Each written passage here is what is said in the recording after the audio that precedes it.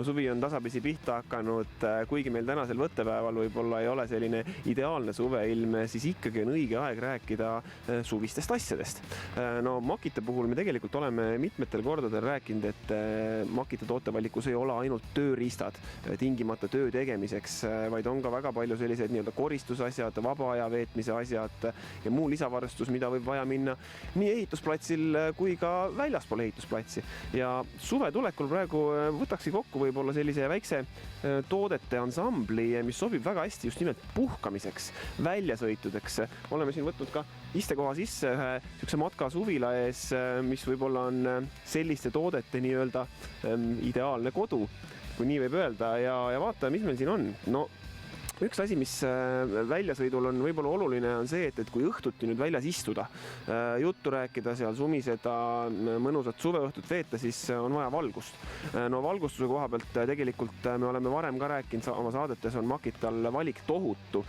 Täna on siin kaasas üks selline tore jala peal seisev lamp, mis annab tervele laagriplatsile sellise mõnusa õdusa valguse, või teine variant siis on selline latern, millega saab võib-olla vajadusel jalutada natukene kaugemale puu taha, aga miks mitte ka panna sellise näiteks matka, või mitte matka, vaid nii-öelda sellise telkimisplatsil oleva laua peale ja teil on laud valgustatud, saate seal mõnusalt süüa ja juua. No jällegi teine asi, mida me oleme rääkinud nii talvises keskkonnas kui suvises keskkonnas kasutamiseks, on kohvimasin ja veekeetja. Need on tegelikult üsna sellised asendamatud asjad, et ma tean, on inimesi, kes on väga suured kohvisõbrad, nende jaoks hommik ei alga ilma kohvita, kohvi on vaja lõuna ajal ja on ka neid, kellel kohvi on vaja õhtul, siis kaasaskantav akuga kohvimasin on ideaalne kaasa nendele inimestele. Ma arvan, et see võiks olla esimene asi, mis akutrelli kõrvale endale soetada. On siis teist sorti inimesed, kes teed joovad, mina olen üks nendest inimestest, siis minu jaoks selle sobib rohkem selline veekeetja, kuigi veekeetja on ju asi, mida kasutada erinevates situatsioonides, olgu see siis selleks, et valmistada endale tass teed või siis sellepärast, et võib-olla kuum vesi oma kiirnuuditele või mingisugusele muule toidule peale valada, et saada kiire kõhutäis jällegi nii ehitusplatsil kui ka miks mitte väiksel pausil olles matkasuvilaga teel kuskile kaugesse ilusasse kohta. Mida veel? Muusika. Jälle inimesed jagunevad kahte lehte. On need, kes hea meelega istuvad looduses, vaikuses, kuulavad linnulaulu, aga on need, kes soovivad mingisugust sobivat meloodiat taustaks. Selleks on Makital selline võimsam muusikariist, mis teeb ikka üsna kõva muusikat vajadusel. Raadio, Bluetooth, saad lasta endal mobiilist laulu, kellel kuidas. Ja muide see sama lamp, mida me siin ennist vaatasime, siis see lamp mängib tegelikult samamoodi muusikat. Et see on nüüd küll selline pisikene, väga kompaktne tööriist, jällegi kasutamaks looduses, matkasuvilas, miks mitte tööplatsil, pisikene, teeb piisavalt toredat muusikaheli ja näitab ka valgust. Ma ütleks, et võib-olla üks kõige olulisem tööriist, mis võiks olla matkal kaasas, on külmik.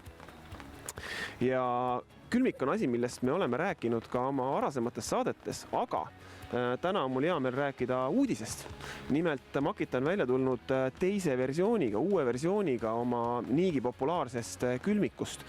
Kui ma paari sõnaga meenutan, siis tegu ei ole nii-öelda tavalise jahutava külmikuga, mis siis nii-öelda teatud arvu kraade välistemperatuurist teie toitu jahutab, vaid tegu on ikkagi nii-öelda päris külmikuga, mis päriselt suudab külmutada. Võite siin sees kaasa võtta jäätist, suvise kuuma ilmaga täiesti ideaalne ja samal ajal on sellel ka soojendamisfunktsioon, mis tähendab seda, et te saate endal sooja toitu hoida soojana.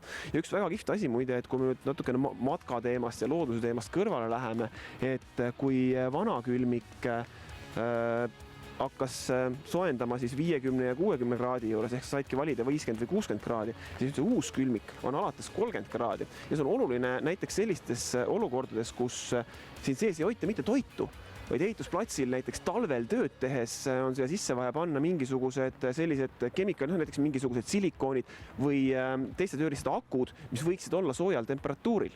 Ja no loomulikult kõige olulisem asi XGT akud, nii et täna, kes lähevad üle XGT akudele oma professionaalsete tööriistadega, siis nüüd on ka külmikul XGT aku võimalus. No vot, näed, pikk jutt, mul on vahepeal saanud soe vesi valmis, saan omal ka teetassi sooja panna.